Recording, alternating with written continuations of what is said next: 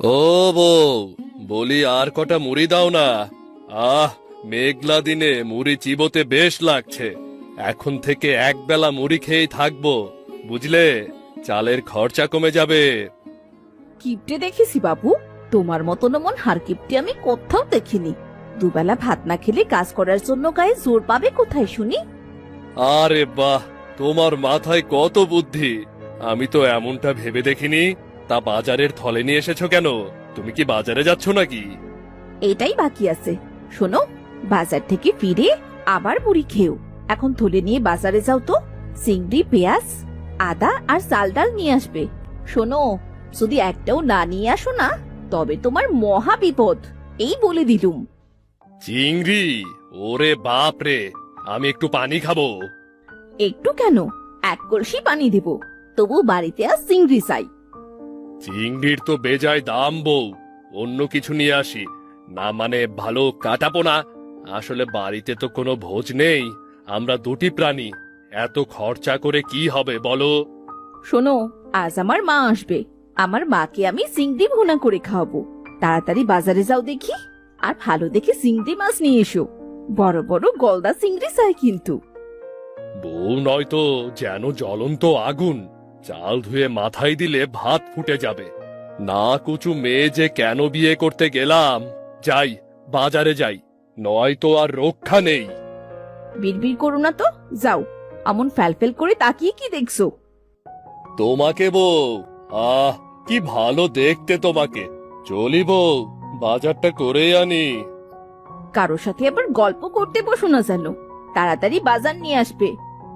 হ্যাঁ হ্যাঁ, তা তো বটেই। বিশ্বাস করো, আমি একমাত্র তোমাকে ছাড়া আর কাউকে ভয় পাই না। থলে নিয়ে মদন বাজারে গেল।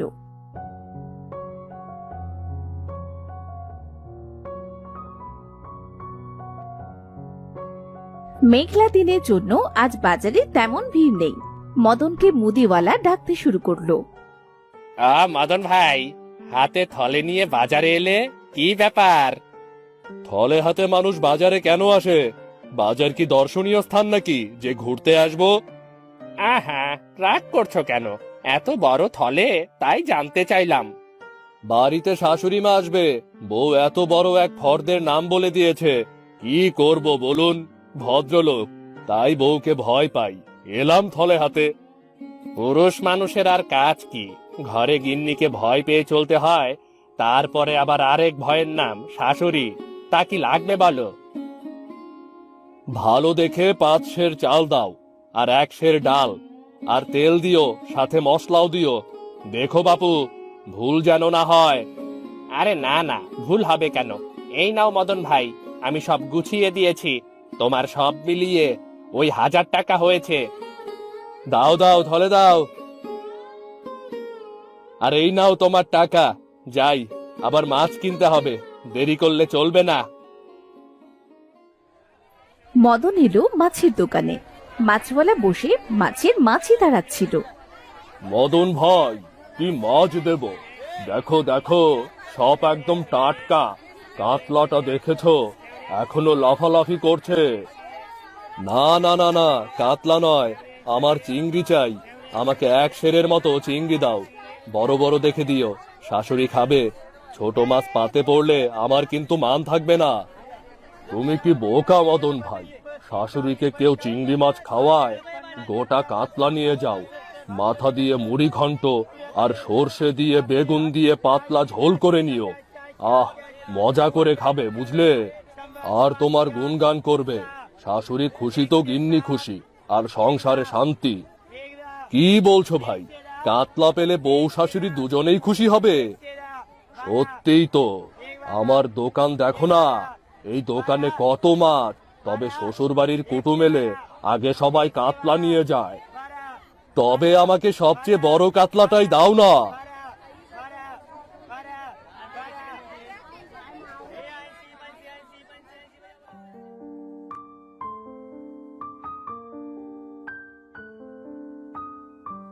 মাছ আর বাজার নিয়ে মদন ঘরে ফিরল, কিন্তু মদনের বউ রাগী চোখে চেয়ে আছে। এতক্ষণ লাগে? বলি এতক্ষণ লাগে বাজার নিয়ে আসতে? কেটে বেছে রান্না করতে তো আমার দুপুর গড়িয়ে বিকেল হয়ে যাবে। তাহলে খেতে কখন দেবো? হ্যাঁ, একটু পরেই তো বলবে খিদে পেয়েছে। একটা গোটা কাতলা এনেছি, মাথাটা ভালো করে মুড়ো ঘন্ট করো, আর বেগুন সর্ষে দিয়ে পাতলা কাতলা মাছের ঝোল করো।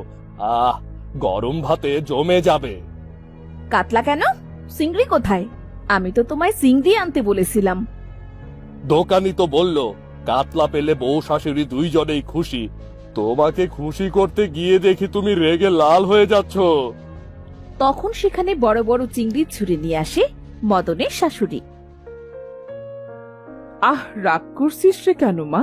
কি করেছে জামাই বাবাজি? জানিস তো সে বড্ড সরল সোজা মানুষ। আপনি এসেছেন মা, কেমন আছেন? আপনার শরীর ভালো আছে তো? কেমন আর থাকবো বাবা, বয়স হয়েছে, শরীরে নানাবিধ রোগ বাসা বেঁধেছে। নেমা, আমাদের ঘেরের চিংড়ি মাছ নিয়ে এলাম তোদের জন্যে। জমিয়ে চিংড়ি ভোনা করে দিস জামাইকে। আপনার জন্য আমি মস্ত কাতলা মাছ এনেছি মা, আপনি খাবেন তো?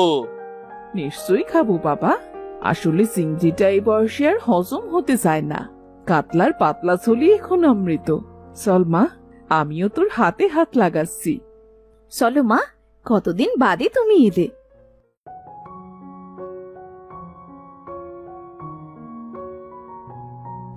মদনের বউ আর শাশুড়ি রান্নার কাজে ব্যস্ত হয়ে পড়ে, কিন্তু মদনের মাছওয়ালার উপর খুব রাগ হয়।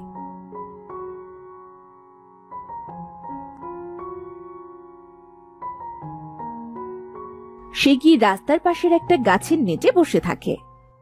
বেটা বিট কেলে মাছওয়ালা, এ পথ দিয়েই তো তোকে ফিরতে হবে। আজ একবার তোকে পাই। আমাকে ভুল ভাল মাছ গছিয়ে দেওয়া, তাই না? আমি মোটেও বোকা নই। মদন অনেকক্ষণ ধরে গাছের নিচে মাছওয়ালার জন্য অপেক্ষা করতে থাকে।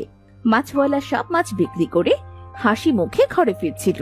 রাস্তার মাঝে মদনকে দেখতে পেয়ে সে মদনের কাছে এলো। ও কি মদন ভাই, তোমার বদন অমন শুকনো কেন?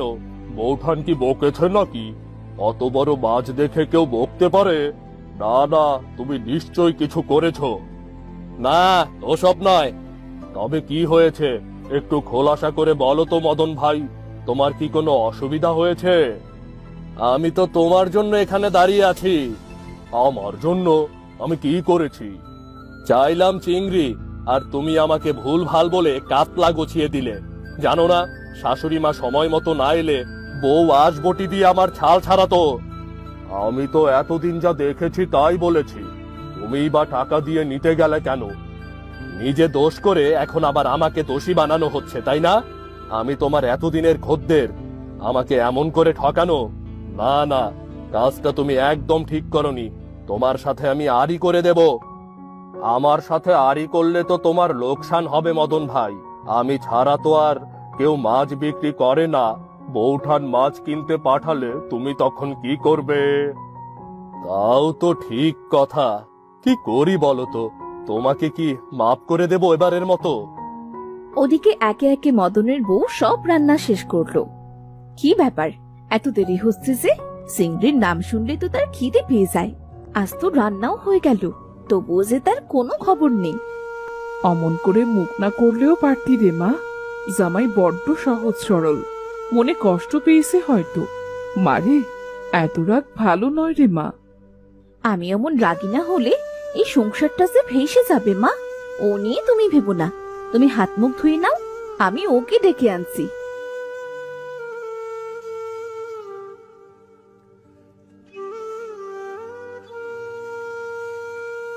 মদনের বউ হাঁটতে হাঁটতে এলো মদনের কাছে। মদন ভাই, বৌঠান আসছে, দেখে মনে হচ্ছে বড্ড চোটে আছে। তুমি সামলাও, আমি এখন পালাই। বলি, তোমার কেমন আক্কেল? হ্যাঁ, কখন রান্না করে বসে আছি, সেই তুমি ভর দুপুরে গাছের নিচে দাঁড়িয়ে আড্ডা দিচ্ছ। চলো বাড়িতে চলো। তুমি আমাকে নিতে এসেছো বউ? তুমি কি ভালো? আমার না বড্ড খিদে পেয়েছে গো। সে কি আমি জানি না? আজ অনেক রান্না হয়েছে, মাও তোমার জন্য অপেক্ষা করছে। চলো, আজ মন ভরে চিংড়ি ভুনা দিয়ে ভাত খাবে, সাথে মুড়ি ঘন্ট, কাতলা মাছ ভাজা আর কাতলা বেগুনের পাতলা ঝোল। আহ, শুনেই জিভে জল চলে আসছে। চলো বউ, বাড়ি চলো।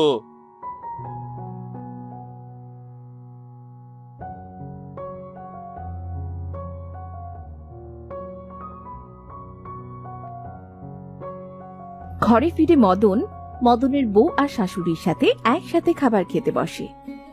বাহ, কাতলা মাছটা বেশ সুস্বাদু হয়েছে। বাবা জীবন তবে বাজার করতে শিখেছে। আপনার ভালো লেগেছে মা? আপনি খুশি হয়েছেন? হ্যাঁ বাবা, খুব খুশি হয়েছি। আমাদের ওখানে আর এমন মাছ কোথায় পাওয়া যায়? সকলেই চিংড়ি চাষে মন দিয়েছে।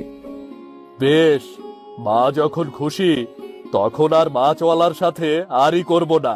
ওকে মাফ করে দিলাম। সামনে খাবার নিয়ে বসে আবারও কথা বলছো? চিংড়ি ভুনাটা কেমন হয়েছে বলো তো? আহ, অমৃত। তোমার হাতের সব রান্নাই তো মজাদার। তোমার মতো রাঁধতে কেউ জানে না বউ। একটু চিংড়ি ভুনা চেকে দেখুন। ও ঠিক আছে, তোমরা মন ভরে খাও। আমি তো কটা দিন আসি, বেশ জমিয়ে দিন কাটাবো তোমাদের সাথে। ঠিক আছে মা, নাও মা, চিংড়ি নাও। হার দিস না, পারবো না রে। তুই বরং বাবা জীবন খেতে, বেচারা চিংড়ি খেতে বড্ড ভালোবাসে। আপনি খুব ভালো মা। ও বউ, আর একটু ভাত আর চিংড়ি দাও। আহ, কি যে মজা!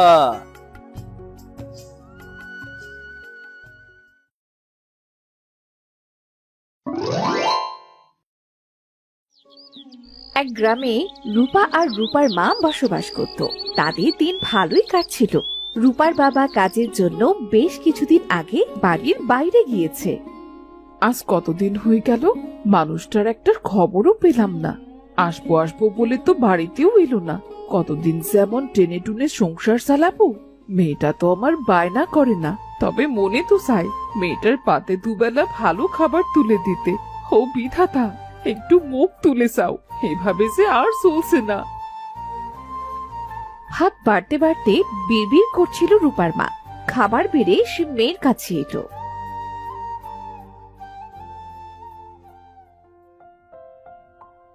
রূপা, এই নে, ভাত খেয়ে নে।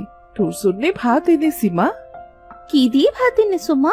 ভাত আর কচু শাক ভর্তা। শাক ভাত খেতে খেতে আর ভালো লাগছে না মা, আমি খাবো না। তুমি বলো না মা, প্রতিদিন একই খাবার কারো মুখে রোসে?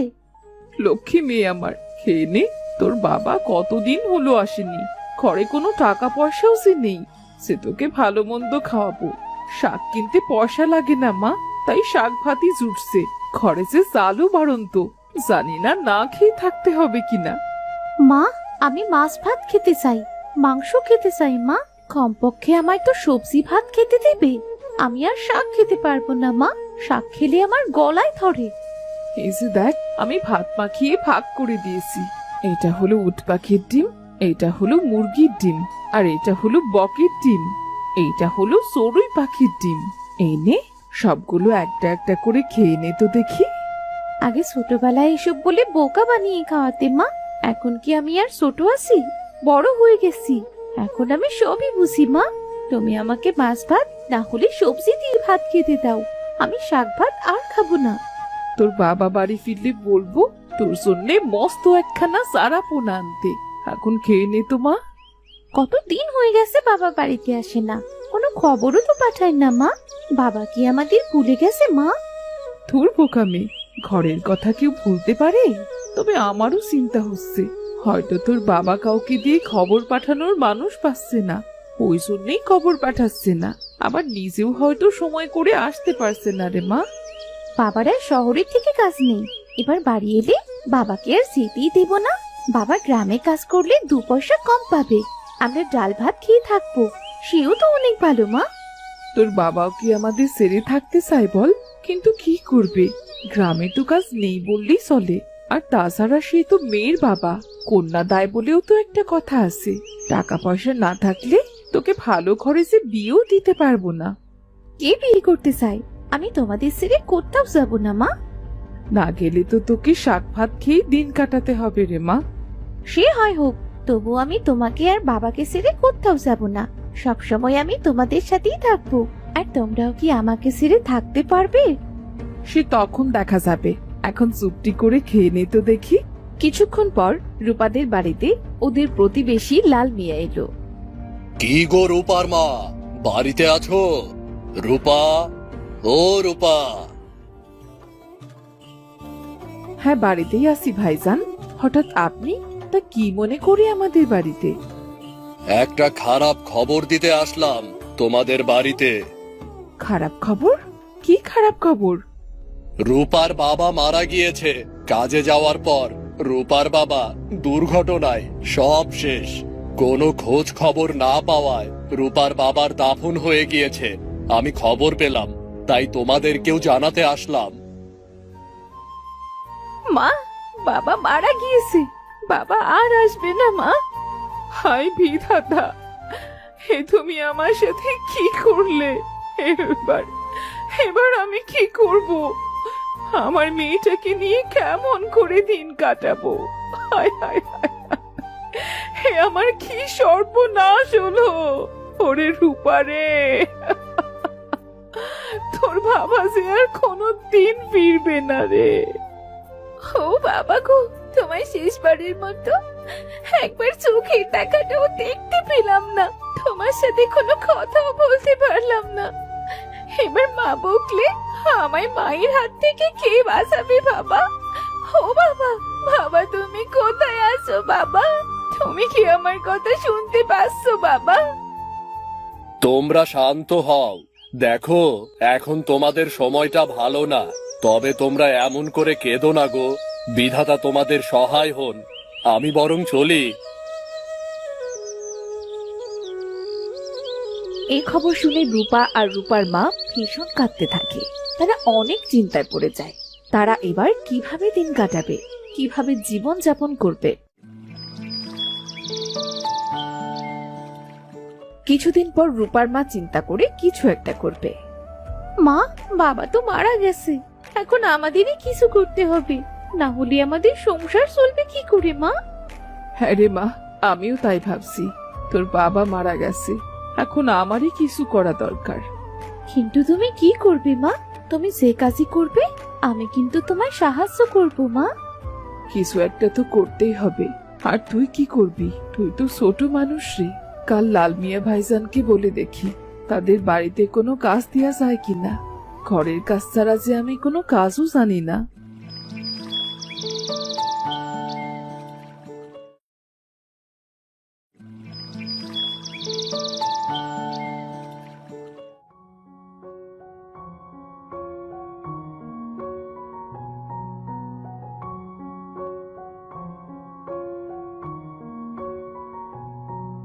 ভাইজান, একটা কাজের কথা বলতে চাচ্ছিলাম। আসলে আমি আপনাদের ঘরে কাজ করতে চাই। আপনাদের বাড়িতে কি কোনো লোক লাগবে? আমি সব কাজ করে দেব। শুধু আমাদের মা মেয়েকে দুবেলা খাবার দিলেই হবে। আমাদের বাড়িতে কোনো কাজের লোকের দরকার নেই। আমাদের বাড়িতে কাজের লোক আছে। আসলে বুঝতেই তো পারছেন, বিপদে পড়েছি। রূপার বাবা মারা গেছে। এখন তো কিছু করে আমাদের দুজনে চলতে হবে। আপনি যদি দয়া করে আপনাদের বাড়িতে কাজ দিতেন তবে আমাদের খুব উপকার হতো। বলছি না আমাদের বাড়িতে কোনো কাজ নেই। তুমি যাও এখন আমাদের বাড়ি থেকে। অযথা বিরক্ত করতে আসছে। আমি কি তোমাদের জন্য কাজ নিয়ে বসে আছি নাকি? যত সব। লাল মিয়া অনেক অপমান করে রূপার মাকে তাড়িয়ে দেয়। রূপার মা অনেক কষ্ট পায়। কষ্ট পেয়ে সে বাড়িতে ফিরে আসে। লাল মিয়া তো কোনো কাজই দিল না। এবার কি করব? তোকে আমি উপোস থেকে কষ্ট পেতে কেমন করে দেখব? বিধাতা আমাদের কেন এত শাস্তি দিলেন? তুমি কেঁদো না মা, একটা না একটা উপায় ঠিকই চলে আসবে দেখো। আচ্ছা মা, তুমি তো কত ভালো রান্না করো। যদি আমরা একটা খাবারের হোটেল দিই? খাবার হোটেল ভালোই তো হয়, কিন্তু খাবার হোটেল দিলে তো অনেক জিনিসপত্র লাগে। আমাদের কাছে টাকা কই? নিজেরাই তো ভাত খেতে পাই না। এক কাজ করলে কেমন হয় মা? আমরা মহাজনের কাছ থেকে কিছু টাকা ধার নিয়ে খাবার হোটেল দিই, আর তারপর আস্তে আস্তে মহাজনের সব টাকা শোধ করে দেব। হ্যাঁ, তা তো ভালোই হয়, কিন্তু মহাজন কি টাকা দেবেন? হতাশ হয়ো না মা, আমাদের কিছু না কিছু করতেই হবে বলো। এমন করে চললে তো চলবে না। দরকার পড়লে বাড়িটা বন্ধক দিয়ে দাও মা। এসব তুই কি বলছিস? বাড়িটা হাতছাড়া হয়ে গেলে আমরা থাকবো কোথায়? আমাদের আর কিছু খোয়া যাবে না মা। বাবার চেয়ে তো বড় আর কিছু নেই। যখন তাকেই হারিয়ে ফেললাম, এখন আর কি হারানোর বাকি আছে? সাহস নিয়ে বরং একবার দেখি না কি হয়। এই কদিনেই তুই অনেক বড় হয়ে গেছিস রে মা। খাবার নিয়ে বায়না করিস না, মুখ বুঝে সব সহ্য করিস। আমি এখনই যাচ্ছি মহাজনের কাছে। আশা করি মহাজন আমায় খালি হাতে ফিরিয়ে দেবেন না, কারণ মহাজনের স্ত্রী যে আমার বাল্য সই। আমি চলি রে মা।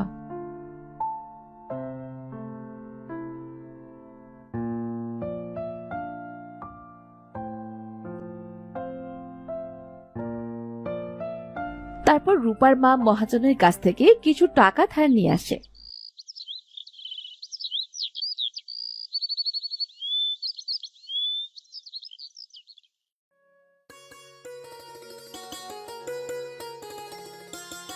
মহাজন কি টাকা ধার দিয়েছে মা? হ্যাঁ দিয়েছে, তবে বলেছে তাড়াতাড়ি শোধ করে দিতে। হ্যাঁ মা, আমরা সবার আগে মহাজনের টাকা শোধ করে দেব। তাহলে মা, এখন আর বসে না থেকে চলো তাড়াতাড়ি এবার হোটেল দেবার কাজ শুরু করে ফেলি। হ্যাঁ চল।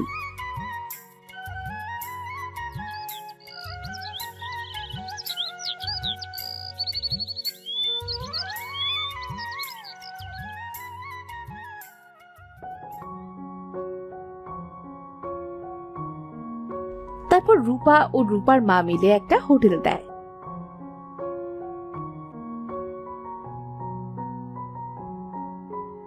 তাদের হোটেল বেশ ভালোই চলতে থাকে। তারপর তারা মহাজনের টাকাও শোধ করে দেয়। মা, আমাদের মহাজনের থেকে নেওয়ার ঋণ শোধ হয়ে গেছে মা। এখন আমাদের ব্যবসাটা দাঁড়িয়ে গেছে। কিন্তু দিন দিন মানুষজন একই রকমের তরকারি খেতে খেতে বিরক্ত হয়ে গেছে। এবার কি করব? হ্যাঁ তাই তো দেখছি, মানুষের ভিড় অনেকটাই কমে গেছে এখন। মনে হয় মাছ মাংস আর ডিমের ঝোলের সাথে আমাদের অন্যরকম খাবার যোগ করা লাগবে। কিন্তু মা, অন্যরকম খাবার দিলে তো বেশি খরচা হবে। বেশি দামে মানুষ কি খাবার খেতে চাইবে? না রে মা, আমি কারো থেকে বেশি টাকা নেবার কথা বলছি না। আমাদের এখানে কচু শাক সারা বছর পাওয়া যায়। আমরা যদি কচু শাক ভর্তা ফ্রিতে দেই তাহলে স্বাদেরও বদল হবে, আর ভর্তা খেলে মানুষের রুচিও বাড়বে। হ্যাঁ মা, আমাদের এখনই উচিত নতুন কোনো কিছু তৈরি করে বিক্রি করা। তাহলে মানুষজনের সেটার প্রতি আগ্রহ তৈরি হবে। তুমি যখন বলছো, তবে ভাতের হোটেলে আজ থেকে কচু শাক ভর্তা দেওয়া শুরু হবে। তুই দেখিস, মানুষ এটা অনেক পছন্দ করবে। আসলে আমরা তো বাঙালি, ভর্তা আমাদের প্রিয় খাবার, আর কচু শাক হলো বাঙালির আবেগ। আচ্ছা, তুমি যখন বলছো তাহলে তাই করো মা।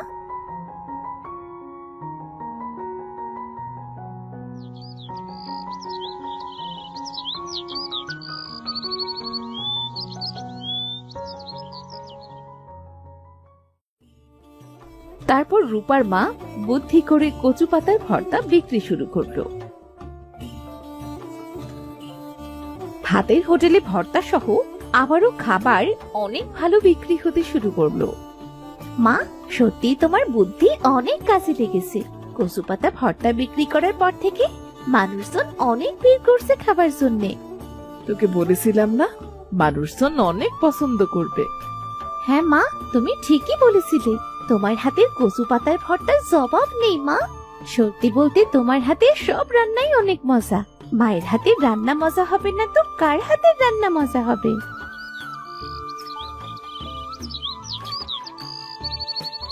রূপার মা, মহাজন, আপনি আমাদের হোটেলে আসুন, আসুন বসুন। বসবো না রূপার মা, এ পথ দিয়ে যাচ্ছিলাম। তোমাদের হোটেল আর তোমাদের উন্নতি দেখে বেশ খুশি হলাম। তোমরা এভাবেই এগিয়ে যেও। সবই আপনার দয়া। সেদিন আপনি টাকাগুলো ধার না দিলে কিছুই হতো না। তবে আজ যখন নিজে থেকে আমাদের হোটেলে এসেছেন, তখন দুটো ভাত না খেয়ে আপনাকে ছাড়ছি না। না গো রূপার মা, বাড়িতে অতিথি এসেছে, তাদের সাথেই খেতে হবে। তবে তোমার হোটেলের বিখ্যাত কচু পাতার ভর্তা সাথে না নিয়ে যাচ্ছি না। দাও আমাকে, জন 5 লোকের জন্য কচু শাক ভর্তা দাও। আর বলো কত হলো? এই নিন মহাজন কাকা, মন ভরে খাবেন, কোনো পয়সা দিতে হবে না। আমার মায়ের হাতের এই ভর্তা সকলের জন্য বিনামূল্যে। বাহ, খুব ভালো। তোমরা এগিয়ে যাও। আজ যদি খেয়ে ভালো লাগে তবে আবার আরেকদিন না হয় আসবো। এখন চলি তাহলে। রূপা আর রূপার মায়ের ভাতের হোটেল বেশ ভালোভাবে চলতে থাকে। ওদের আর কোনো অভাব থাকে না। ওদের আবার সুদিন ফিরে আসে।